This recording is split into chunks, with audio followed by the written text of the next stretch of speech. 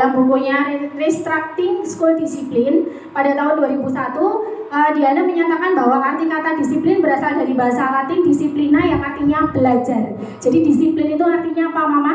Belajar, bukan yang hukuman, kudu taat aturan dan seterusnya. Ternyata bukan. Jadi disiplin itu berasal dari kata disiplina yang berarti belajar.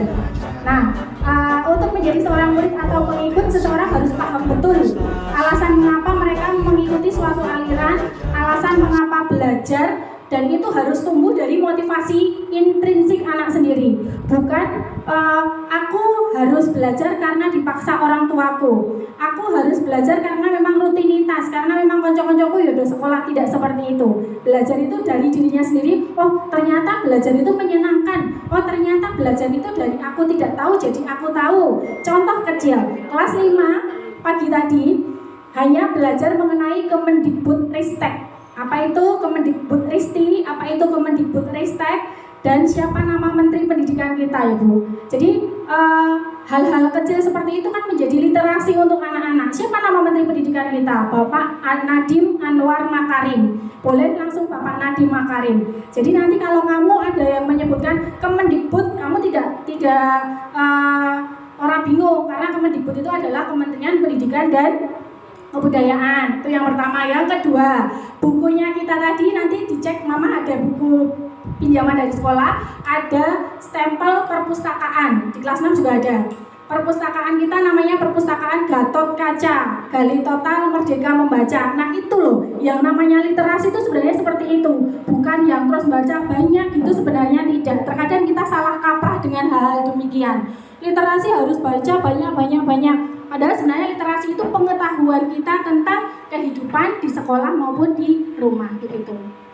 Lanjutkan. Itu tadi dari Diana Gosen, dari ilmu barat. Sekarang kita ke ilmu negara kita sendiri. Bahwasanya Ki Hajar Dewantara mengatakan, di mana ada kemerdekaan, disitulah ada disiplin yang kuat. Sungguh pun disiplin itu bersifat self-disiplin, yaitu kita sendiri yang mewajibkan kita dengan sekeras-kerasnya. Nah, Ki Hajar Dewantara ini punya banyak artikel dan pemikiran. Nanti kalau penjenengan itu ada buku kuningnya tebal, kayak tulisannya kecil-kecil karena memang ketikan zaman dulu, dan saya juga membelinya Bapak Ibu pamer. Oke, monggo selanjutnya.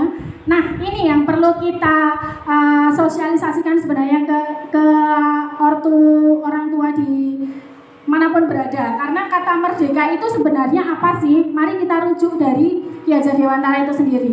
Adapun definisi kata merdeka menurut Ki Hajar Dewantara adalah mardika iku jarwonya noramung lepasing pangreh nanging uga kuat kuoso amandiri priyonggo.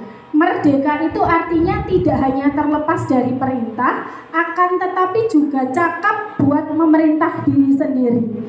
Makanya ketika nanti Bapak Ibu guru memberikan sebuah instruksi misalnya, itu anak itu tidak kok manut dengan Bapak Ibu guru karena wedi, tapi memang karena yang diyakini, oh instruksinya Bapak Ibu guru itu baik untukku, nilai-nilai kebajikannya ada, aku jadi jujur, aku jadi mandiri, aku jadi percaya diri, aku kreatif, seperti itu. Itulah konsep merdeka yang sebenarnya, cakap buat memerintahkan dirinya sendiri, ya.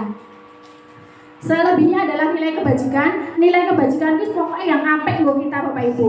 Anggere ora yang jelek-jelek, itulah nilai kebajikan. Kalau ada banyak tipe di sana, kita ambil satu tipe saja, yaitu seperti ini contohnya, ini tabelnya: peduli, rajin, integritas, rasa hormat, dan seterusnya sampai keteguhan hati, rendah hati, dan pengertian. Semua ini jika dirangkum akan menjadi 6 dimensi profil pelajar Pancasila. Bisa menyanyi anak-anak? 1, 2, 3. Pelajar Pancasila beriman dan bertakwa pada Tuhan Yang Esa dan berakhlak mulia, berkebinekaan global, gotong royong mandiri, kreatif dan bernalar kritis. Nah, itu adalah rangkuman dari nilai-nilai kebajikan. Makanya Indonesia mempercayakan pada 6 dimensi profil pelajar Pancasila itu sebagai nilai kebajikan yang harus dimiliki anak. Dari TK sampai nanti dia dewasa, sampai bekerja dan sampai menjadi anggota masyarakat. Harapannya seperti itu. Kemudian hukuman, konsekuensi, dan restitusi. Kita mulai Bapak Ibu. Jadi ada identitas gagal dan ada identitas sukses. Kemarin kelas 6 sudah membaca jargon apa Bu Ratna? Kelas 6 jargonnya. Kalau kelas 5 sukses, sukses, yes. Mandiri. Berkarakter, mandiri, sukses. Luar biasa. Seperti itu. Ya, nah seperti itu. Jadi memang anak itu dengan, kalau dulu kelas 1 kita punya kelas 1 hebat ya Ma. Jadi memang kalau anak punya mindset, oh aku anak hebat, berarti aku harus manut dengan Bapak Ibu guru, aku harus manut dengan orang tua. Harapannya guru kan seperti itu. Di kelas 5 dan kelas 6 juga seperti itu. Sama, hukuman, konsekuensi, dan restitusi. Kalau tidak mematuhi aturan biasanya akan mendapat apa Mama? Hukuman. Nah, bedanya hukuman, konsekuensi, dan restitusi bisa kita singkat, kita tampilkan pada tabel. Jadi contoh kecilnya hukuman itu, sana kamu mengelilingi lapangan basket 3 kali. Nah itu hukuman. Kenapa?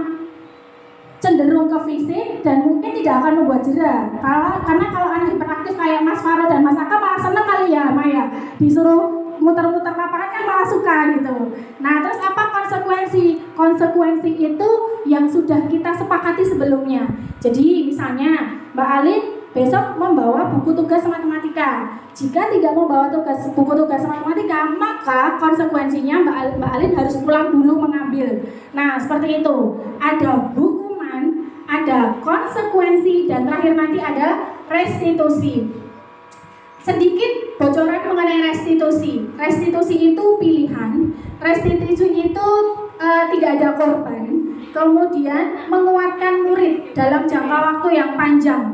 Karena memang restitusi itu adalah kamu salah tidak apa-apa. Bu Erin juga pernah salah, tapi kamu tahu kan kesalahanmu di mana. Besok lagi mau mengulangi lagi tidak. Terus kamu masuk lagi ke dalam kelasmu, kamu harus lebih hebat loh ya. Kamu harus lebih kuat loh ya. Nah seperti itu. Itulah sedikit tentang gambaran restitusi. Selebihnya, nah ini ada teori motivasi, hukuman, dan penghargaan restitusi dari buku Diana Chelsom Gosen yang tadi sampun ditampilkan di depan, bahwasanya restitusi bukan untuk menebus kesalahan. Restitusi itu memperbaiki hubungan. Restitusi itu adalah tawaran dan bukan paksaan, dan seterusnya sampai restitusi mengembalikan murid yang berbuat salah pada kelompoknya. Karena tidak sedikit pula bahwasanya anak itu kalau sudah merasa gagal, sudah merasa dicap, oh aku anak malas, oh aku anak tidak pernah mengerjakan PR, jadi izin. Mau kembali lagi ke kelas jadi izin, kemudian jadi tidak percaya diri lagi, dan seterusnya. Tidak untuk restitusi, karena restitusi harus mengembalikan murid yang berbuat salah pada kelompoknya dengan karakter yang lebih kuat, lebih hebat, begitu. Nah, sebelumnya teorinya untuk restitusi kita pelajari dulu kebutuhan dasar manusia dan dunia berkualitas. Seluruh tindakan manusia memiliki tujuan tertentu, pasti. Penjaringan tadi dari rumah juga pasti tujuannya ke SD Nayu Barat 2. Satu, memenuhi undangan untuk paparan KOSP, kurikulum oleh Ibu Kepala Sekolah. Yang kedua, mendukung aksi nyatanya Ibu Erin selaku CGP Angkatan 8. Itu tujuan penjaringan, ya buat Bapak Ibu. Mama Aka pendukung pertama. Matur nuwun. Kemudian ketika kita mendapatkan apa yang kita inginkan, berarti itu kita rasanya dunia kita sudah berkualitas, begitu. Jadi dunia berkualitas itu dimulai dari disiplin positif. Disiplin positif itu apa-apa ya harus positif dulu. Bahkan terkadang saya itu sampai tadi curhat sedikit dengan Mbak Nisa. Ini Bu Anissa sedang tes PPG, Bapak Ibu semoga pretest Ibu Wahyu. Pretest PPG semoga diberi kelancaran. Saya sama Bu Anissa tarik semua energi positif yang ada di ruangan itu untukmu. Jadi kamu nanti akan ngawur-ngawur, mungkin juga akan bejo, seperti itu. Nah, saya rasanya dunia berkualitas saya juga seperti itu. Kalau saya berpikir positif, pasti lingkungan saya juga akan positif sama saya. Kenapa? Karena saya hampir nyuwun sewu untuk menghadirkan negatif itu udah tidak ada waktu ya Mama ya. Wes ra penting Bu ngono kita cari ya rasa sing angel-angel Bu. Nah, itu contohnya seperti itu. Dunia berkualitas menurut saya. Menurut panjenengan dunia berkualitas juga akan ada sendiri seperti itu. Nah, ini 5 kebutuhan dasar manusia. 1, kebutuhan bertahan hidup. 2, kasih sayang dan rasa diterima. Tidak mungkin manusia tidak butuh kasih sayang. Pasti semuanya akan butuh kasih sayang.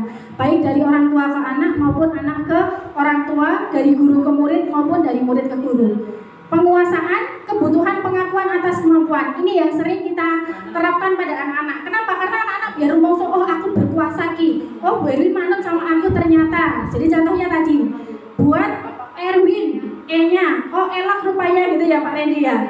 Singkatan nama itu kemudian nanti dijabarkan. Tadi yang Andre gimana Pak Randy? A.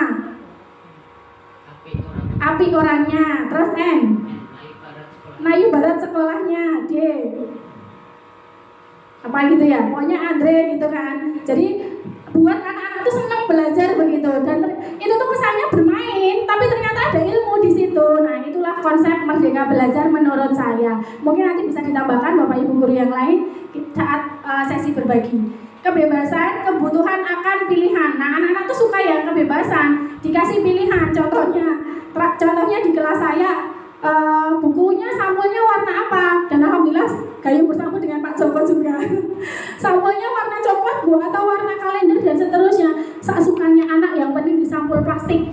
Boleh kertas kado, boleh kertas payung, boleh kertas kalender, boleh kertas manila. Yang penting di sampul plastik. Nah, Pak Joko mengizinkan dan alhamdulillah jadilah kebebasan anak. Contohnya seperti itu. Jadi bebas tapi juga harus ada syaratnya untuk menuntun itu tadi.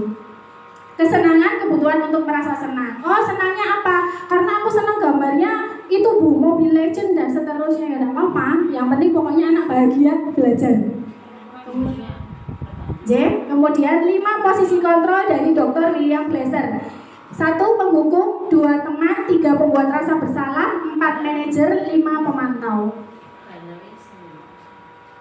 Nah, contoh 5 posisi kontrol. Bisa diklik ini Bu Ali di menit ke 125. Kita langsung mengambil dari program guru penggerak saya Bapak Ibu. Jadi tidak mengambil dari YouTube, memang ini diambil dari Kementerian Pendidikan dan Kebudayaan.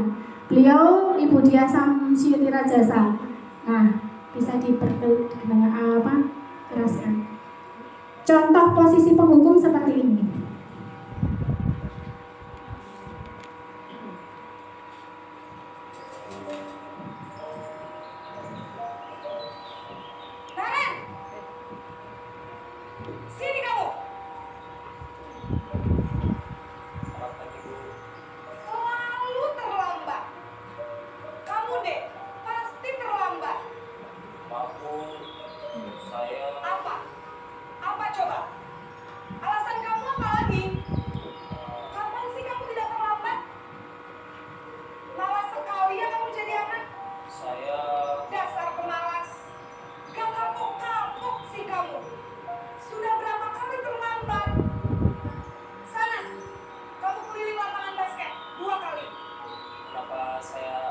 Posisi apa ini Bapak Ibu?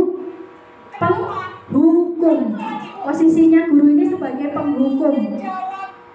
Sudah terlambat, masih berani jawab pula. Sekarang keliling lapangan basket 5 kali sekalian, biar kapok. Cepat, pergi sana ke lapangan basket. Posisi penghukum biasanya berbicara dengan nada tinggi, menghardik, menunjuk-nunjuk, menyakiti, dan menyindir. Hukuman bisa berupa fisik maupun psikis. Ibu dan bapak guru hebat. Dampak yang terjadi pada murid ketika guru berada pada posisi penghukum adalah murid cenderung akan membuarkan, bahkan menyimpan dendam. Sekarang posisi pembuat merasa bersalah.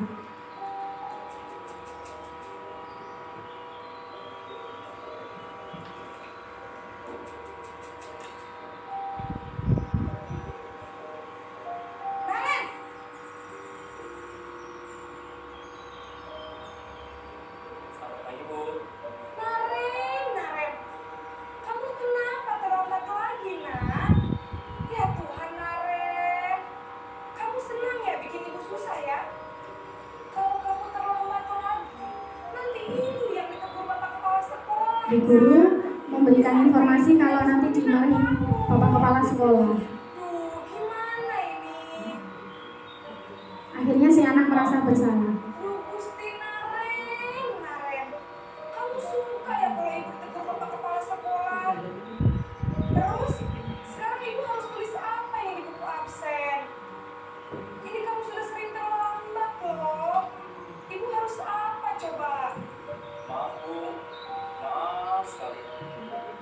sudah.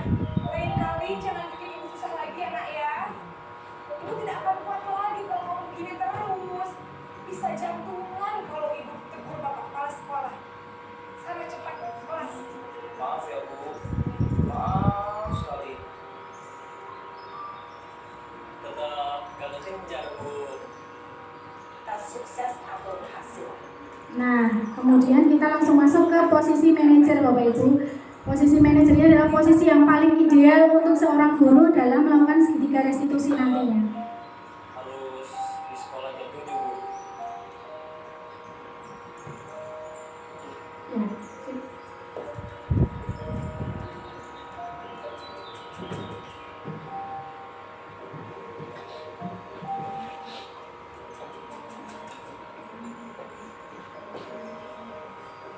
Naren!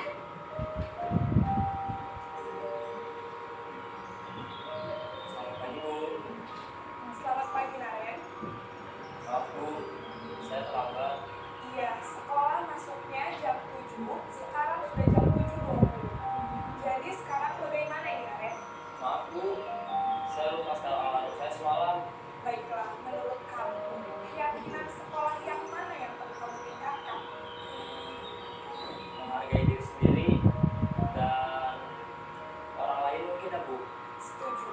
Jadi, apakah Naren meyakini prinsip saling menghormati tersebut? Iya Bu, saya meyakininya. Apakah Naren bersedia memperbaiki masalah keterlambatan ini? Bersedia Bu. Bagaimana kamu akan perbaiki masalah keterlambatan ini? Saya akan coba untuk tidak lupa menyetel alarm saya Bu. Baik, kalau Naren lupa menyetel alarm di rumah, ada orang yang kira-kira bisa bantu mengingatkan tidak? Ada Bu, kakak saya, Kak Emma. Ada lagi selain Kak Emma? Selain Kak Emma, ada ibu saya. Baik, jadi yang mengingatkan Naren adalah Kak Emma dan Ibu ya. Kira-kira akan mulai setel alarm kapan nih Naren? Setelah pulang sekolah, akan segera saya lakukan. Baik, jadi Naren akan setel alarm untuk bangun besok pagi dan akan diingatkan oleh kakak dan ibu dan Naren ya. Ada lagi yang mungkin perlu dilakukan Naren agar tidak terlambat bangun lagi. Tidak ada Bu. Baik Naren, terima kasih untuk kerjasama kamu. Sekarang kamu mau kembali ke kelas untuk belajar. Baik Bu, terima kasih. Ya, terima kasih Bu Alid. Nah itulah teman-teman, Bapak Ibu guru karyawan serta anak-anak. Jadi senang nggak kalau gurunya seperti itu? Senang posisi mana? Penghukum atau yang manajer ini tadi? Yang manajer ya. Kenapa? Kalau penghukum gimana? Suruh galak gitu ya. Terus kemudian seperti getak-getak gitu ya. Oke, nah di posisi lanjut Bu Alid, di posisi manajer itu diharapkan kita nanti bisa melakukan segitiga restitusi ini Bapak Ibu guru yang saya hormati. Jadi ada 3 langkahnya. Yang pertama adalah menstabilkan identitas. Contoh kalimatnya seperti ini. Setiap orang pasti pernah melakukan kesalahan. Kamu bukan satu-satunya yang melakukan ini. Atau mungkin kalau anak-anak lebih suka ke dulu Bu Erwin pas kecil juga pernah kayak gitu. Nah anak-anak sih apa iya Bu? Iya pernah seperti itu. Nah terus kemudian langkah yang kedua setelah menstabilkan identitas. Jadi yang dimaksudkan menstabilkan identitas adalah identitas anak yang gagal itu tadi. Identitas anak yang merasa kok aku dicap salah terus ya karo Bu Guru, kok aku dicap males terus ya karo Pak Guru, itu identitas gagal. Kita stabilkan dulu, tidak apa-apa, kamu pernah, Bu Erin juga pernah seperti itu, tidak apa-apa, kamu tidak hanya satu-satunya yang melakukan itu, dulu temanku juga pernah. Nah, wes ayam sih seperti itu anak. Kemudian validasi tindakan yang salah. Kamu tentu punya alasan mengapa melakukan itu. Adakah cara yang lebih efektif untuk mendapatkan apa yang kamu butuhkan? Setelah itu, menanyakan keyakinan. Keyakinan kelas apa yang telah kita sepakati? Atau kamu ingin menjadi orang yang seperti apa? Oh, kalau kamu pengen menjadi orang yang sukses, berarti kamu harus begini, seperti itu. Lanjut, Bu Alin. Pengalaman saya, Bapak Ibu. Bu Sekar, ingat ini? Ya. Jadi ketika mata pelajaran pendidikan agama dan budi pekerti dengan guru pendamping Ibu Sekar Khairunisa, ada 5 anak yang tidak menaati kesepakatan kelas, yakni Hafiz, Nakula, Reni, Radit, dan yang terakhir adalah jagoan kita yang Mama Mas Aka. AK ya. 5 anak ini tidak mematuhi kesepakatan kelas ketika pelajaran agama dan budi pekerti Ibu Sekar. Dulu sebelum Berwin mempelajari tentang segitiga restitusi, ya wes dikone ngarepan wae ning dekat mejanya Bu Kepala Sekolah, neng kono selama 1 jam pelajaran, di foto Berwin, nanti nek meneh engko tak lapor ke Pak Polisi gitu sama Bu Marni, engko dilapor ke Pak Polisi gelem apa piye dan seterusnya.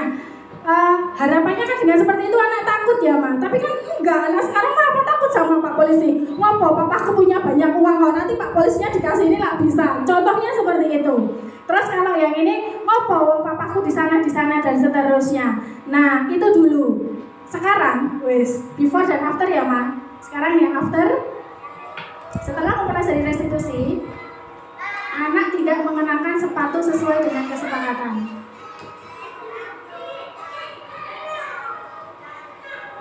Nah, ada 1 anak yang sepatunya merah, tidak sesuai dengan aturan sekolah atau kesepakatan sekolah.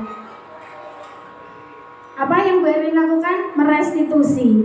Bagaimana cara merestitusi? Semoga itu.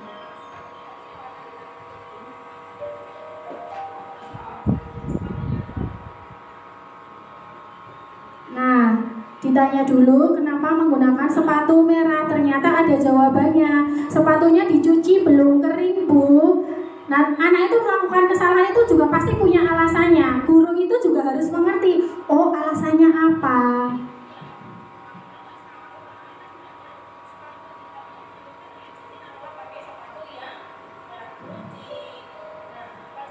Kesepakatan kita harusnya pakai sepatu apa?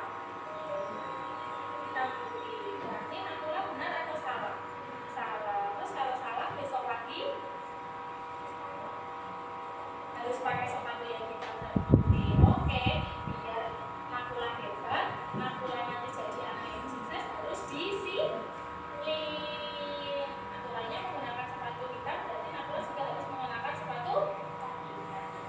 Oke, semoga Nakula jadi anak yang sukses ya. Nah, contohnya seperti itu. Jadi memang harus pandai-pandainya kita untuk kita sebagai fasilitator ya. Kalau guru sekarang itu memang harus jadi fasilitator untuk anak-anak, bukan ada kesenjangan yang jauh-jauh, tidak, karena memang kita harus berposisi teman sampai dengan posisi manajer itu tadi. Oke, Guru Bergerak Indonesia Maju, matur nuwun. Sekian presentasi dari saya. Kurang lebihnya mohon maaf, jika ada kata yang kurang berkenan mohon dimaafkan ya Bapak Ibu ya. Terima kasih.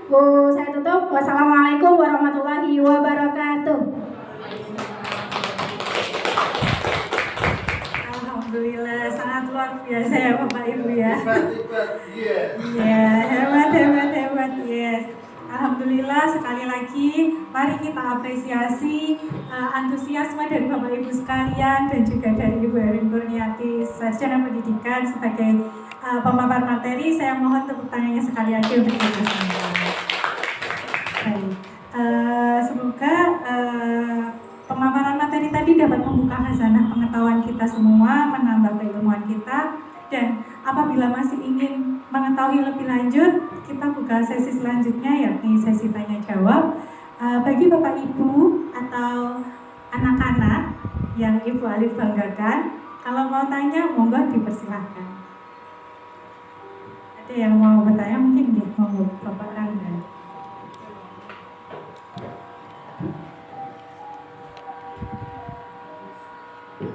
Baik, terima kasih atas waktu yang diberikan. Izin Bu, saya Bapak Bian Rangga selaku wali kelas 3. Apa yang disampaikan oleh Ibu Erwin terkait dengan budaya disiplin positif melalui restitusi ini sangat bagus sekali, terutama khususnya bagi kami selaku guru kelas, kemudian bagi Bapak Ibu guru yang lain maupun orang tua. Ada beberapa hal yang menarik bahwa di dalam restitusi ini tadi Ibu Erwin menyampaikan bahwa ada 5 posisi peran kontrol yang dilakukan oleh guru atau orang tua. Kalau tadi Ibu Erwin sudah mempraktekkan bagaimana cara melakukan restitusi. Nah, ini adakah tips-tips yang mudah dilakukan sebagai tindak lanjut yang harus dilakukan oleh orang tua di rumah, Bu? Bisa jadi begini, Bu. Ibu sudah melakukan restitusi di sekolah. Kemudian ketika sampai di rumah, ternyata anak itu malah istilahnya apa ya, merasa bingung atau mungkin merasa kesal akan yang perbuatan yang telah dilakukan. Nah, bagaimana peran orang tua dalam memonitoring terkait dengan adanya restitusi tersebut? Itu yang pertama. Kemudian yang kedua, di dalam budaya positif, disiplin positif, ini kita juga harus memperhatikan yang namanya karakteristik siswa. Oke lah, kalau misalkan kita berada di sekolah yang bonafit, dalam arti peraturan sekolahnya tertib, kemudian didukung oleh orang tua yang mendukung, guru yang mendukung, dan lain sebagainya. Nah, yang ini menjadi pertanyaan, bagaimana caranya seorang guru ini bisa mengendalikan atau bisa membentuk yang namanya budaya positif di sekolah-sekolah yang notabene tanda kutip tata tertibnya agak longgar, kemudian tidak ada pengawasan orang tua yang tidak mendukung, dan lain sebagainya. Itu. Terima kasih atas waktu yang diberikan. Wassalamualaikum warahmatullahi wabarakatuh. Izin langsung dijawab aja Nur Khalid. Usia Bu Alimah tidak lupa. Jadi, matur nuwun sekali pertanyaannya Pak Biarangga cerdas ya. Pertanyaannya menggelitik. Yang pertama, peran orang tua untuk restitusi di rumah. Begini Pak Rangga. Jujur anak saya juga kelas 5 SD.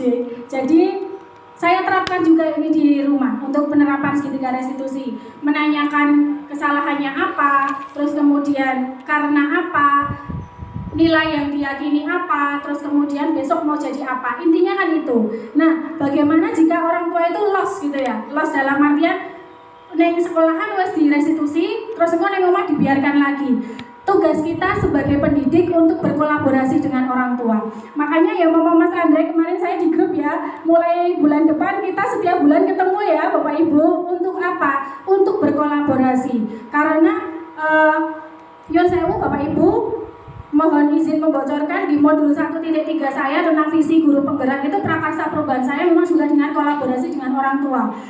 Harus gayung bersambut antara orang tua dan sekolah. Sekolah programnya seperti apa, wong tua ya kudu mendukung, harus itu. Kenapa? Nek orang didukung tidak akan jalan.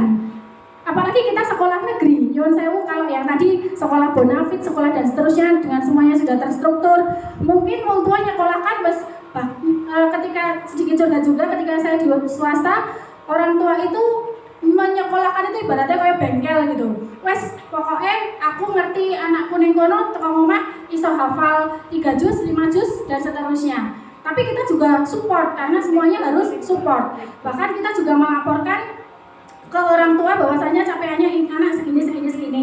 Nah, sekarang bagaimana kalau sekolah negeri dengan seperti ini? Tugas kita bersama ya Bapak Ibu. Bapak Ibu siap untuk merestitusi? Oh.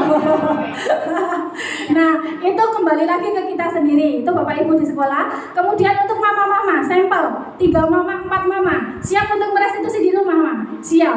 Anak jangan disalahkan. Kalau anak disalahkan, dia nanti akan merasa lebih gagal lagi. Wes nih sekolah anakku mau dimarahin Bu Erwin, teko ngomong saya dimarahin mama lah, saya dadi nanti jadi gagalnya. Makanya salah kaprahnya ada gini juga ya Pak Rangga.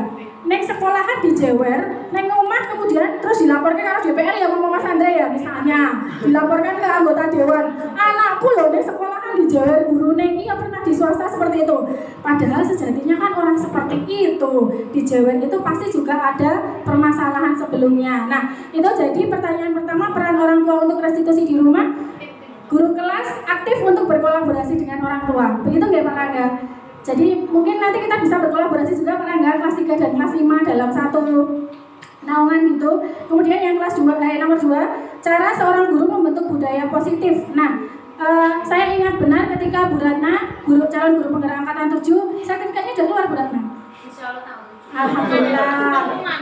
Oh iya, sebenarnya tanggal 17 Juli ini, ya. Tapi diundur tanggal 7 Agustus. Insya Allah nanti pengumuman secara serentak. Amin. Ya, siap. Saya ingat benar ketika kita Selasa religius, ketika anak-anak berada di depan kelas masing-masing, dan waktu itu seragamnya kembang setaman. Ada yang pakai olahraga, ada yang pakai pramuka, ada yang pakai merah putih, ada juga yang pakai batik saat itu.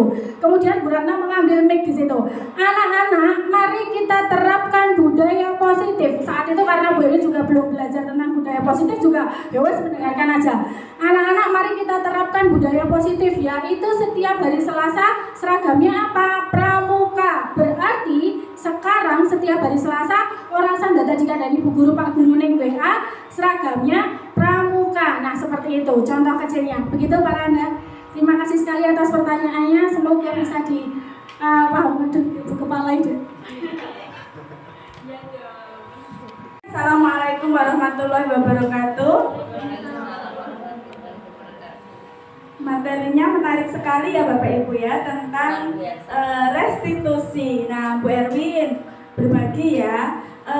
Saya ingin tanya, misalnya kita mau merestitusi siswa. Nah itu kan sekarang anak zaman sekarang tuh pinter-pinter ya, cerdas kan begitu.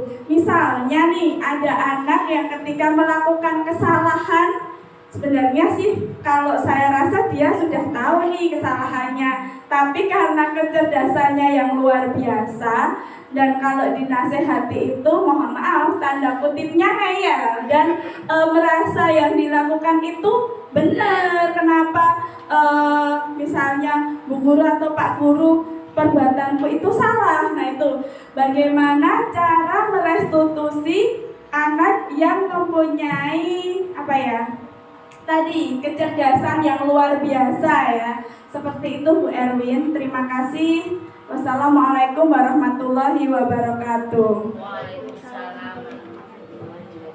Jawab. Oke, terima kasih Bu Hiratnawati. Masya Allah. Yang bertanya instruktur kelas nasional ini mama-mama ini tidak berbagi. Ini pertanyaan yang membuat saya pintar insya Allah ya Bu Kepala ya. Ya terima kasih. Bagaimana cara merestitusi siswa dengan kecerdasan yang luar biasa itu tadi? Anak merasa bahwa apa yang dilakukan itu benar. Sedikit curhat Bapak Ibu, saya dulu ketika di SMP pernah MGMP dengan sekolahnya MTS Muhammadiyah Jagalan. Lantai atas didak, terus kemudian besinya masih ada yang cerongos-cerongos ke atas itu diongkek sampai putus. Terus siapa Bapak Ibu? Dirosok-rosok. Nah seperti itu contohnya. Jadi bagaimana cara merestitusi? Mungkin akan saya coba untuk menjawab dan nanti kalau belum tepat tolong ditempatkan deh Bu instruktur nasional. Yang pertama adalah tentang menstabilkan identitas. Kita stabilkan dulu atau mungkin karena stabilnya dia tidak perlu distabilkan identitasnya karena rumus benar itu tadi. Ya. Kita tahu banyak yang tahu itu salah, tapi karena dia berkeyakinan itu benar, karena ya kecerdasannya mungkin jenius, kan kita mau memberikan restitusi itu caranya gimana biar bisa diterimanya. Siap. Jadi yang pertama adalah menstabilkan identitas. Mungkin kita bisa skip untuk langkah stabilkan identitas karena merasa tidak gagal dulu. Kemudian yang kedua ini validasi keyakinan yang salah. Bagaimana caranya membuat dia merasa apa yang dilakukan itu tidak sesuai dengan nilai kebajikan yang seharusnya, karena dia merasa perbuatannya itu benar. Misalnya yaitu tadi nyolong mesin terus kemudian didol ning rosok-rosok karena untuk bayar sekolah misalnya, kan gue bayar bukuku Bu. Nah seperti itu. Kita kembalikan lagi ke nilai-nilai kebajikan atau ke 6 dimensi profil pelajar Pancasila, bahwa tindakannya itu merujuk ke yang mana. Nilai kebajikannya itu misalnya nih anak ketahuan meminjam ballpoint teman tanpa izin dulu, sementara si anak itu dengan yakin uang aku enggak, dia juga sering pinjam punya aku Bu, dia juga sering kadang-kadang enggak bilang aku Bu. Nah kita gali si anak itu bagaimana, apakah mungkin di rumah juga ada tindakan pembelajaran yang seperti itu, misal tidak izin ketika pinjam atau melakukan kesalahan yang lainnya, kita selidiki dulu. Nah, terakhir adalah bagaimana keyakinan tentang kebenaran nilai kebajikannya. Terakhir saya itu sampai semisal sudah mulai di kelas 5 ini. Kalau nanti dengan Bu Erwin tidak bisa membuat keyakinan, nanti dengan Ibu Kepala Sekolah. Kalau dengan Ibu Kepala Sekolah tidak bisa memberi keyakinan, mungkin nanti akan Bu Erwin akan ke rumahmu, ketemu mama sama ayahmu untuk membuat keyakinan bersama. Kalau dengan mama dan ayahmu tidak bisa, kita ke Pak RT atau Pak RW atau ke Bu Lurah sekalian. Terus kemudian malah literasi juga Bu Wahyu. Jadi literasinya apa? Siapa nama Bu Lurah Nusukan? Tidak ada yang tahu Bu satu kelas. Masya Allah, Bu Lurah Nusukan sampai orang perso, orang ngerti namanya Bu Arik Rahmadani, dieleng-eleng. Bu Arik Rahmadani. Jadi sekarang ke kelas mulai kelas bawah ya, harus literasi. Literasi itu tidak harus yang konteks, tidak harus yang tekstual, tapi dari lingkungan sekitar juga. Besok dikenakan Pak RT, Pak RW dan seterusnya. Mungkin seperti itu Bu Wahyu. Padahal belum terjawab. Guys, terima kasih atas pertanyaannya dan berbaginya ya Bu. Ada lagi? Mungkin dari Bapak Ibu sekalian ada yang ingin berbagi atau mungkin bertanya kembali. Coba tes guru penggerak angkatan berapa? Angkatan 7 ya. Jawabannya bagaimana? Ibu Kalau Dewi ada Ratnawati, kamu seperti masih. itu. Karena kan jenius nih, IQ-nya di atas 130. Baik, Mbak. Apa itu guru penggeraknya ini? Terima kasih atas waktu yang diberikan kepada saya. Kalau seperti itu di restitusi kita lakukan untuk anak yang memang yang luar biasa. Kalau menurut saya kita adakan pendekatan dulu Bu, pendekatan dengan anaknya dulu. Anak ini kita ajak bicara dari hati ke hati. Dia maunya seperti apa? Kita lakukan ke depan itu seperti apa? Kita buat kesepakatan berdua dulu. Kalau sebenarnya kesepakatan berdua tidak mempan nih, nah saya belum ke kepala sekolah. Kalau saya akan menghubungi orang tua dulu. Kita jadikan kolaborasi antara saya dengan orang tua untuk membentuk anak ini mempunyai karakter yang sesuai yang tujuan kita harapkan. Jadi kayak curhat dari hati. Yuk Bu, kita bersama-sama atau dengan Bapak ini kita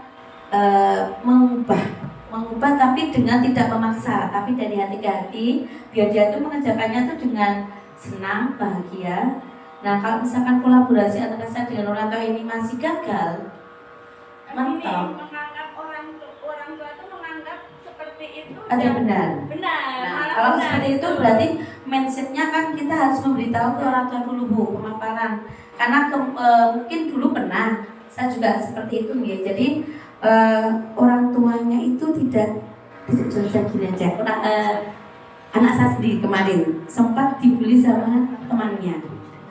Kemudian orang tuanya ini tidak mau menerima kalau anak ini seperti ini karena di rumah itu perilakunya berbeda Bu, berbeda. Kemudian saya mengajak gurunya anak saya untuk bagaimana orang tua ini bisa menerima atas laporan beberapa orang tua ini. Nah, kemudian saya sama waktu itu sama Pak Guru ya, orang tuanya saya ajak berbincang. Apa Ibu, misalkan Ibu sekali-kali datang ke sekolah melihat kebiasaan anak Ibu, tetapi dari jauh. Jadi anaknya itu nggak tahu. Nah, dari kejadian itu ibunya melakukan.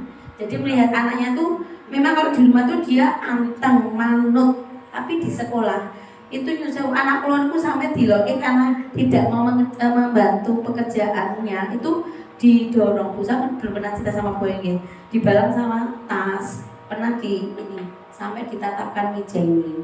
Nah itu terus akhirnya orang tuanya tuh tahu pas anaknya itu melakukan hal tersebut. Nah setelah itu kita berbincang sama ibu, gurunya dan saya, bagaimana anak ini mempunyai dua perilaku yang berbeda. Nah, seperti itu terus akhirnya sudah memasuk ke fisiknya, kita maju ke orang kepala sekolah. Nah, itu baru kita melakukan kesepakatan apabila si anak ini melakukan lagi, kesepakatan yang sudah kita buat itu harus dilakukan. Salah satunya yaitu nanti anak itu akan membuat surat perjanjian sampai 3 kali, berarti harus bersedia untuk pindah dari sekolah. Mungkin seperti itu Bu, jawaban dari saya itu jawaban dari kenyataan realita yang saya lakukan sendiri, dan ini baru saya ceritakan. Seperti itu, matur nuwun. Ya, terima kasih. Berarti restitusi yang disampaikan Bu Erwin sudah dipahami semua ya teman-teman ya. Oke, terima kasih. Bu Ratna. Mungkin ada tambahan dari Ibu Kepala Sekolah, seandainya ada permasalahan seperti itu, bagaimana kita cara mengatasinya, Ibu? Kalau ada permasalahan Ya, seperti itu, dengan permasalahan yang Ibu sampaikan tadi, bagaimana cara itunya?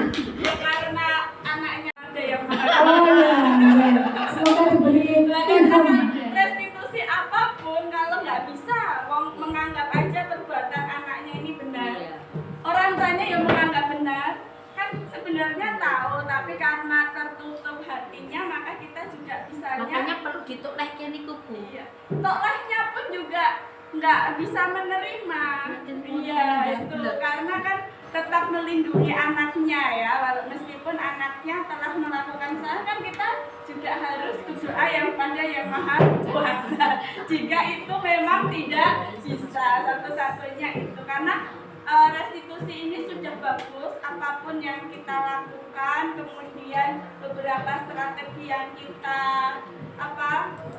terapkan, beberapa proses kan kita trial and error Bapak Ibu. Sebenarnya pendidikan ini adalah trial dan error. Maka anak-anak kalau melakukan kesalahan itu biasa, tapi memperbaiki diri. Nah, itu adalah proses belajar yang kita harus tanamkan ke siswa. Lah kalau ada permasalahan tadi ya, karena terlalu jenius tadi, menganggap semuanya benar dan udah tahu salah tapi tetap benar, ya kita tidak bisa menggunakan restitusi. Bisanya menurut saya itu tadi, kita serahkan pada Allah, semoga pintu hatinya terbuka kan begitu. Terima kasih.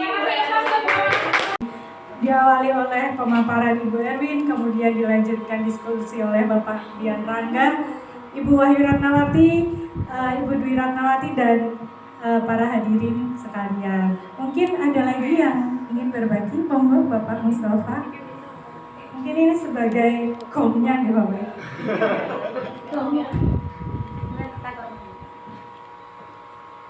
Iya, bagus sekali pemaparan dari calon guru penggerak Ibu Erwin.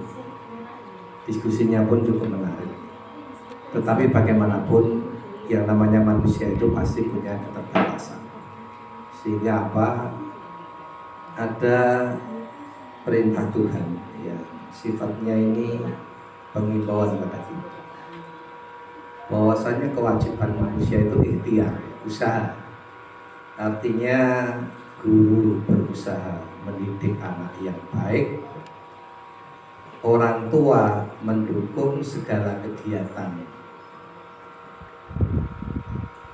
guru untuk mendidik anak, sehingga apa, antara guru dan orang tua itu bersinergi, jadi tidak saling berbenturan. Tidak mungkin seorang guru ini katakanlah memberikan semacam ya tindakan kalau itu tujuannya tidak baik. Jadi kita semuanya ini harus positive thinking. Jadi jangan hanya ini karena anak saya kok diginikan, jadi monggo. Jadi kita berpikirnya positive thinking. Sehingga apa? Antara pengajar maupun kita sebagai orang tua ini bisa selaras dalam mendidik anak. Kewajiban kita ialah ikhtiar, jadi berusaha semampu kita. Semampu kita ini tidak harus kok sama setiap orang tua. Oh, artinya kalau pemahaman orang tua sampai di titik misalnya maksimal 75%, jangan paksakan orang tua ini yang mampunya cuma memahami 50% harus sama. Karena apa? Setiap kita ini punya kemampuan masing-masing. Jadi kewajiban kita itu berikhtiar, usaha semaksimal kita.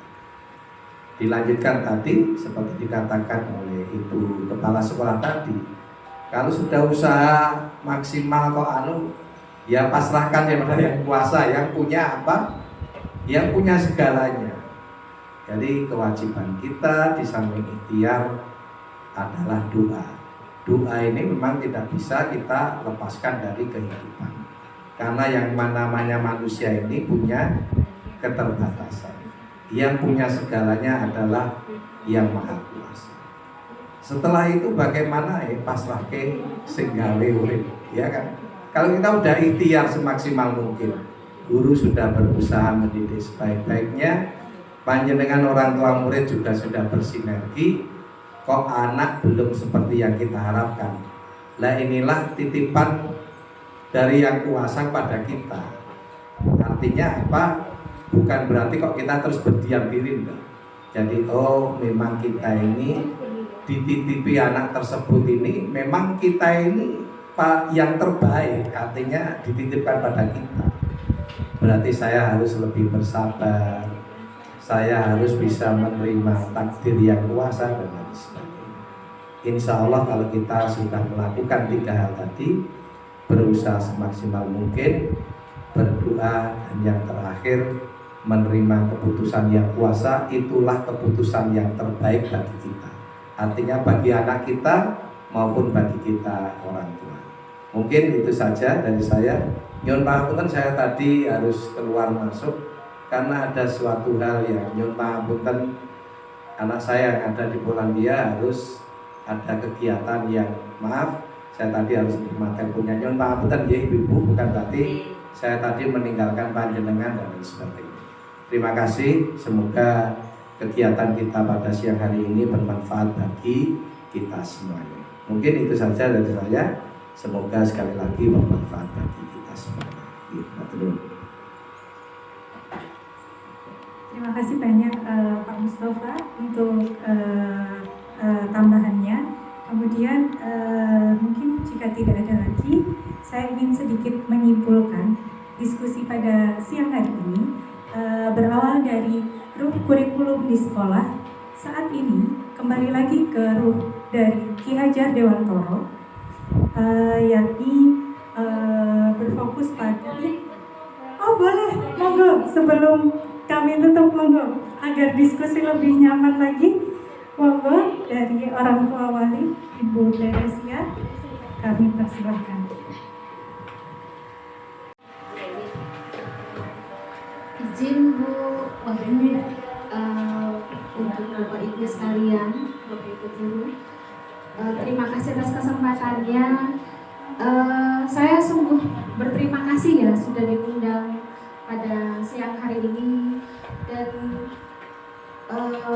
ini cuma sekedar tambahan, cuma sekedar sebagai masukan, karena menurut saya saya belum kasih alasannya.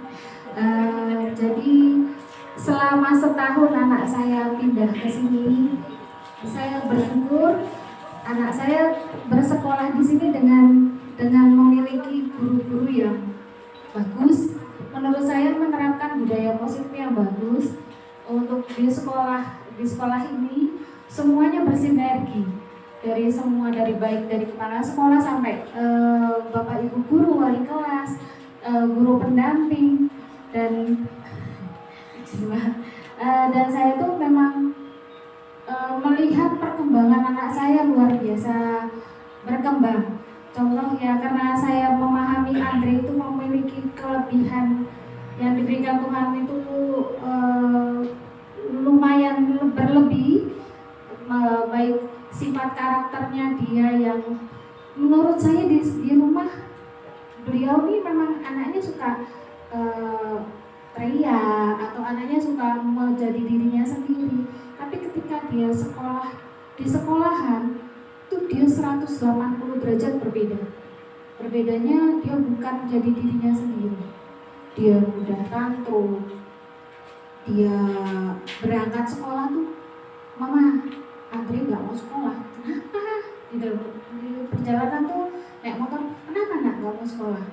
Aku nggak mau, aku nggak suka sekolah, aku nggak mau, katanya gitu. Selalu berulang kata-kata tuh setiap hari. Nah, loh kenapa sih nak? Nah ternyata saya coba kalau malam itu kalau pulang sekolah, kalau pulang kerja tuh kalau jam 7 saya kasih waktu jam 7 sampai jam 8 untuk fokusin dia belajar, walaupun belajarnya cuma bertanya terus membuka buku. Saya pernah lihat dia sampai pegang tasnya tuh kencang. Jangan Ma, jangan lihat. Kenapa? Loh saya jadi takut dong. Ada apa ini, pikir saya itu kan.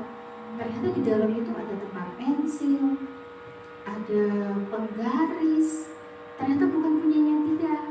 Buku, ternyata bukan punya temannya. Bukan bukunya dia. Nah justru sama kertas tuh yang sudah disobek dikit, tapi udah diuntel-untel. Pas saya lihat Bu, itu nilainya 20. Terus nilai tulisannya memang berantakan kan, aku lihat nih, saya kaget gitu, wah, dia nangis dia untuk jangan, enggak, mama nggak ambil, semua mama nggak ambil. Nah saya coba buka-buka, nah ini punya siapa? Itu bukan aku. Dia selalu menolak untuk menganggap itu bukan dia yang menaruh di situ. Terus dengan perkembangannya banyak hal ini yang membuat menurut saya negatif, saya coba, ini nggak baik. Saya coba cari sekolah dan saya ngobrol ke sekolahnya juga dalam tanda kutip menyerah. Padahal menurut saya menyekolahkan anak dengan posisi yang sekolah yang baik, sekolah yang mungkin dianggap dengan berprestasi baik gurunya, baik muridnya, baik sekolah lingkungannya dengan memadai fasilitas yang baik. Nah, saya di situ merasa kecewa. Loh, kok dari antara siswanya 43 anak, dari antara 43 anak, kok anakku nggak ada perkembangan ya?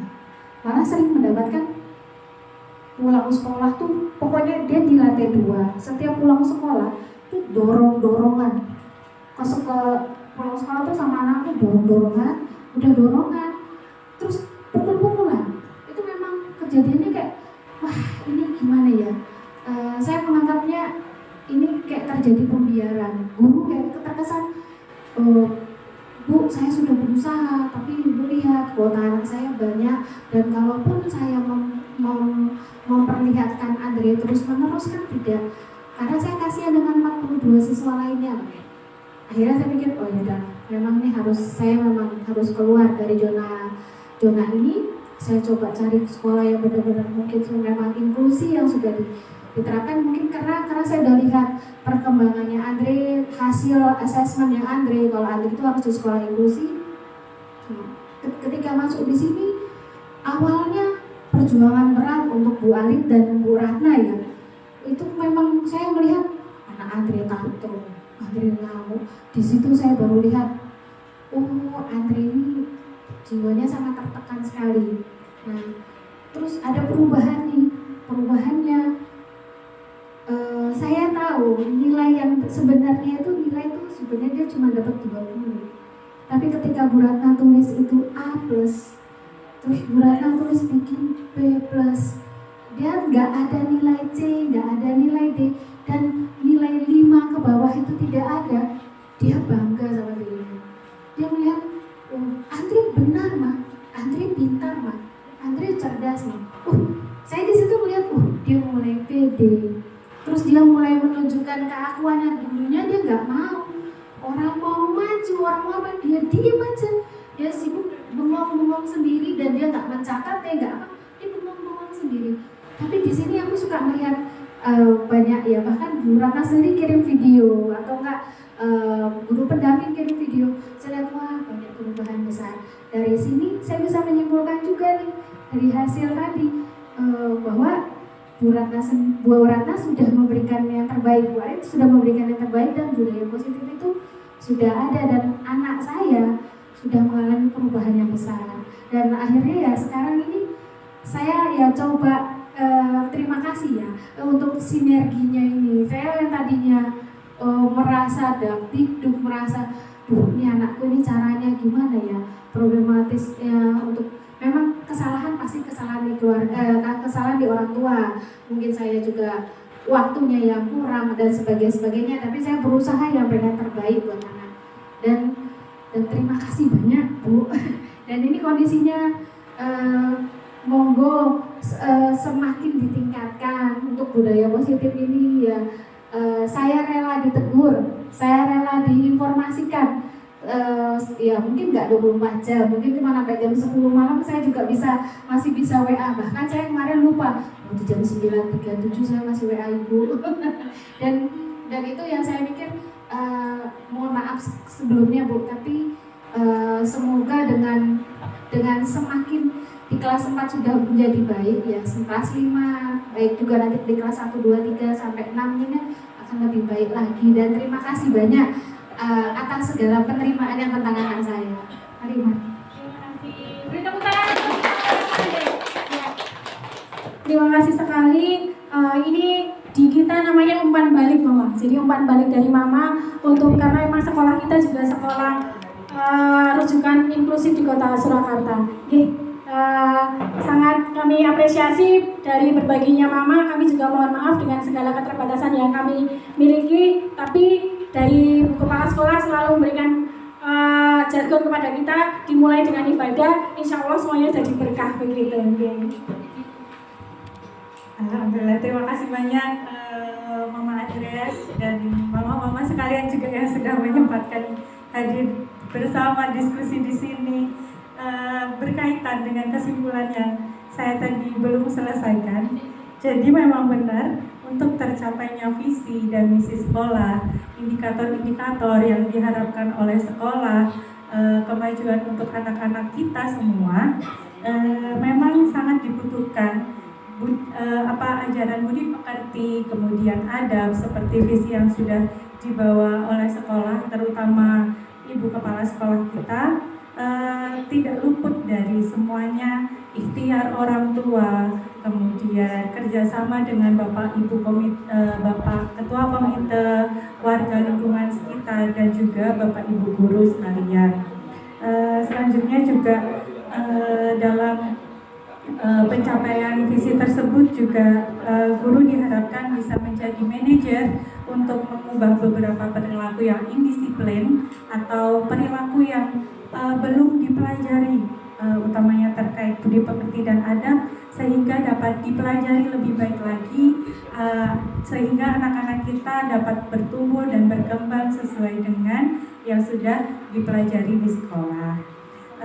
Selanjutnya juga untuk menuju ke kegiatan disiplin, pendisiplinan budaya positif atau mengurangi perilaku indisipliner, kita perlu membentuk identitas baru dengan salah satunya segitiga restitusi yang sudah disampaikan Ibu Erwin Kurniati tadi, di mana di sana terdapat penguatan untuk anak-anak menuju ke identitas baru, memberikan pilihan-pilihan, dan tidak ada lagi korban, tidak ada lagi anak yang menjadi korban, anak yang merasa tertekan, anak yang merasa kurang percaya diri, sehingga kita semua, seluruh warga sekolah, komite sekolah, Bapak Ibu, orang tua wali, Ibu Kepala Sekolah, serta Bapak Ibu Guru dan Civitas Akademika dapat bersatu padu, berikhtiar, memaksimalkan keterbatasan ya Pak, untuk dapat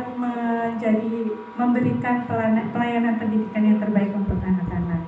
Mungkin sekian kesimpulan yang bisa saya sebagai moderator sampaikan.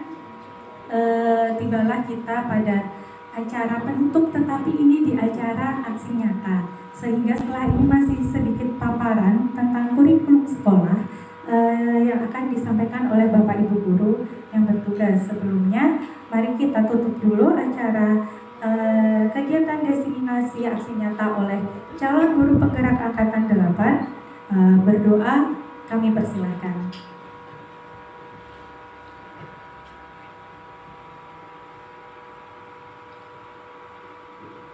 Doa dicukupkan. Alhamdulillah, segala puji bagi Tuhan. Acara diskusi kali ini sangat menyenangkan, hidup, dan insya Allah bermanfaat untuk kita semua.